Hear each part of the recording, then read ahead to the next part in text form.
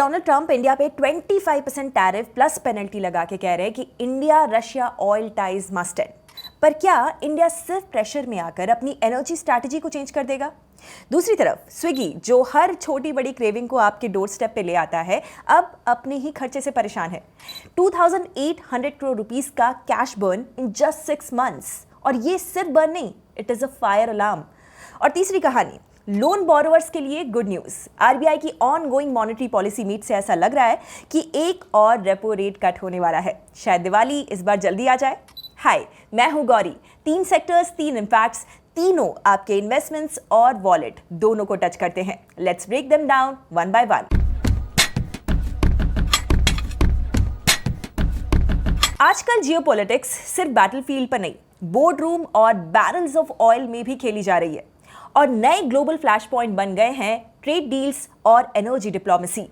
और स्पॉटलाइट में इस वक्त है इंडिया और अमेरिका यानी कि यूएस के बीच ग्रोइंग ट्रेड टेंशन, जिसका नया ट्रिगर है रशिया से इंडिया का ऑयल लेना। डोनाल्ड ट्रंप ने ऑफिशियली अनाउंस किया इंडियन एक्सपोर्ट्स पर 25% टैरिफ्स और साथ ही एक अनस्पेसिफाइड पेनल्टी, जिसका सीधा रेफरेंस है इंडिया का रशिया के साथ ट्रेड टाइज। ट्रंप का यह कहना है कि India is the biggest buyer of Russian energy and that is not acceptable while the Ukraine war is still going on. लेकिन यहां पर सिर्फ एक टैक्स या टैरिफ की बात नहीं हो रही है। ये इशू अब energy independence, sovereign decision making और जियोपॉलिटिकल बैलेंसिंग का है। डेटा ये क्लियरली दिखाता है कि रशिया से इंडिया का ऑयल इंपोर्ट यूक्रेन वॉर के बाद काफी स्पाइक हुआ है। वॉर के पहले इंडिया का शेयर लेस दैन 1% था, आज वो 33% तक पहुंच गया है। चाइना के बाद इंडिया सेकेंड लार्जेस्ट इंपोर्टर है रशियन क्रूड का। 2024 में इंडिया ने रशिया से अप्रॉक्सीमेटली $53 बिलियन का ऑयल इंपोर्ट किया है। तो यहां पर सवाल ये उठता है कि क्या ट्रंप के प्रेशर के बाद इंडिया रशिया से ऑयल लेना बंद कर देगा? ट्रंप को तो यही लगता है। अपनी लेटेस्ट स्टेटमेंट में उन्होंने ये हिंट दिया कि इंडिया शायद अब रशिया से ऑयल लेना बंद करने वाला है। बट हमेशा की तरह ये भी एक क्लेम है, इंडिया की तरफ से ऐसा कोई भी ऑफिशियल कॉन्फर्मेशन नहीं आया है। इनफैक्ट सोर्सेज ये कहते हैं कि रशिया से ऑयल इंपोर्ट्स कंटिन्यू होंगे with no immediate change in strategy, और इसके पीछे कुछ सॉलिड रीजंस हैं। Long term contracts already sign हो चुके हैं। ओवरनाइट इंपोर्ट्स को रोकना प्रैक्टिकली पॉसिबल नहीं होता। सेकेंडली, रशिया से ऑयल इंपोर्ट करने का डिसीजन इंडिया ने नेशनल इंटरेस्ट में लिया था, यस, बट इससे ग्लोबली भी ऑयल प्राइसेस में स्टेबिलिटी मेंटेन हुई है। अगर इंडिया ने रशिया से ऑयल नहीं खरीदा होता तो ग्लोबल ऑयल प्राइसेस और भी बढ़ जाते और वर्ल्ड वाइड इन्फ्लेशन राइज हो जाता। तो ये सिर्फ इंडिया के इंटरेस्ट का नहीं, पूरी दुनिया की एनर्जी स्टेबिलिटी का सवाल है। रशिया का ऑयल अनलाइक ईरान या फिर वेनेजुएला यूएस सैंक्शंस के डायरेक्टली अंडर आता भी नहीं है। सो टेक्निकली इंडिया का इंपोर्ट इलीगल नहीं है, पूरी तरीके से लीगल है और ग्लोबल नॉर्म्स को फॉलो भी करता है। और सबसे इंपॉर्टेंट बात, इंडिया अपनी एनर्जी पॉलिसी किसी एक्सटर्नल पॉलिटिकल प्रेशर से नहीं, अपने लॉन्ग टर्म स्ट्रेटेजिक नीड्स के बेसिस पे डिसाइड करता है। तो ये कहना कि ट्रंप के एक अनाउंसमेंट के बाद इंडिया अपना डायरेक्शन बदल लेगा, कुछ और डिसीजन ले लेगा, इज ओवर सिंप्लीफिकेशन। टैरिफ्स हो सकते हैं एक नेगोशिएशन टैक्टिक, लेकिन इंडिया का स्टांस क्लियर है, सॉवरेनिटी के साथ कोई कॉम्प्रोमाइज नहीं होगा। Coming to the second big story today, Swiggy. App open करो, कुछ भी चाहिए तुरंत आ जाता है। लाइफ तो काफी कन्वीनियंट हो गई ना स्विगी ऐसे ऐप्स की वजह से। बट स्विगी की अपनी financial life not so convenient. In fact, it is under serious pressure. Q1 FY26 results के अकॉर्डिंग कंपनी का नेट लॉस पिछले साल के कंपैरिजन में डबल हो गया है, nearly 1200 crore rupees. That's not a small number. लेकिन इस लॉस के साथ कंपनी ने एक मैसेज भी दिया है, We are working on fixing it. Swiggy ने इंस्टामार्ट, अपने क्विक कॉमर्स बिजनेस का एक्सपेंशन अब डेलिबरेटली स्लो कर दिया है। अप्रैल से जून क्वार्टर में सिर्फ 41 नए डार्क स्टोर्स ऐड किए गए हैं, जबकि जनवरी से मार्च में ये नंबर 316 था। Why? Because now the focus is unit economics. Average order value यानी कि AOV को अग्रेसिवली पुश किया जा रहा है कंपनी की तरफ से। मैक्स सेवर जैसी ऑफरिंग्स यूजर्स को इंसेंटिवाइज करती है कि वो ज्यादा क्वांटिटी में ऑर्डर करे ताकि कंपनी का पर ऑर्डर प्रॉफिट इंप्रूव हो।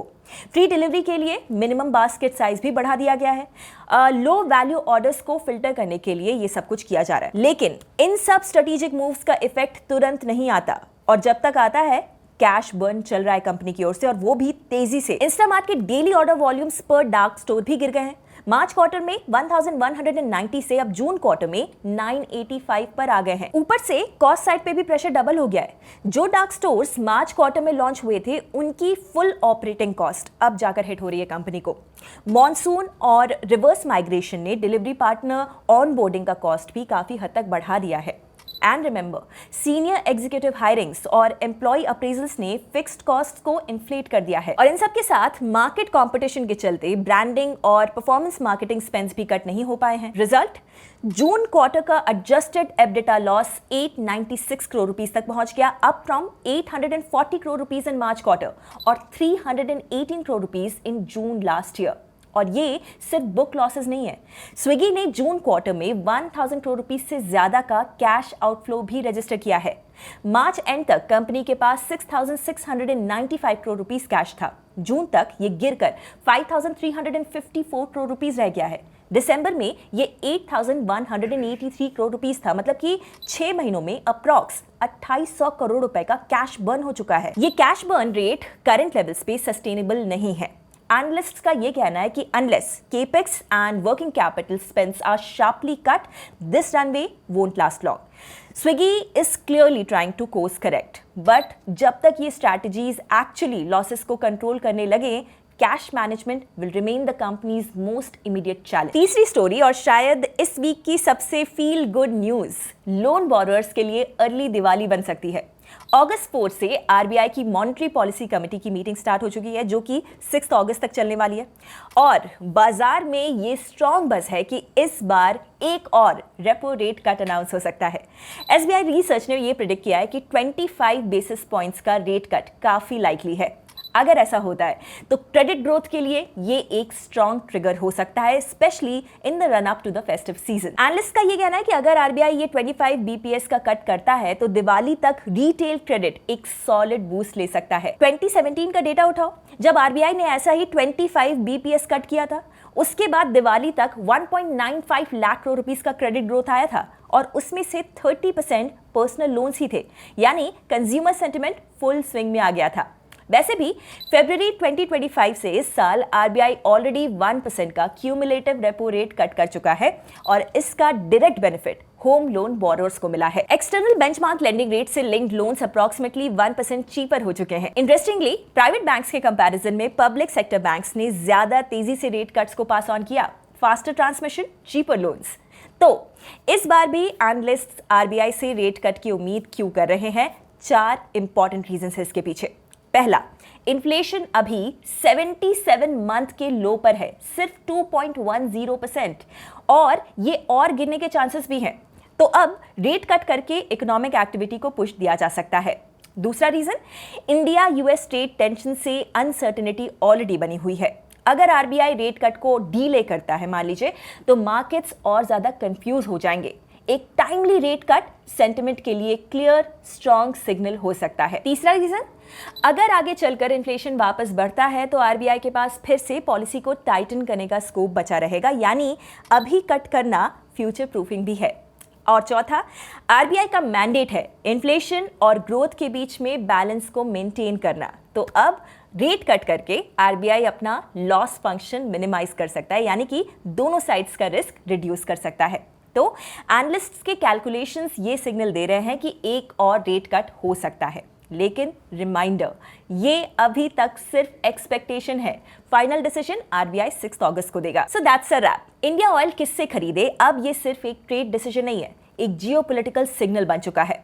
स्विगी जैसे स्टार्टअप्स के लिए फास्ट ग्रोथ से ज्यादा कैश कंट्रोल प्रायोरिटी बन गया है, और आरबीआई के डिसीजन से फेस्टिव सीजन का क्रेडिट मूड सेट हो सकता है। अगर आपको ये एनालिसिस अच्छा लगा हो तो प्लीज वीडियो को लाइक कीजिए, शेयर कीजिए, और हमारे चैनल को सब्सक्राइब कर लीजिए, और कमेंट्स में मुझे ये भी बताइए कि कौन सी स्टोरी आपको सबसे ज्यादा अच्छी लगी। मिलते हैं नेक्स्ट वीडियो में। Investment in securities market are subject to market risks. Read all the related documents carefully before investing.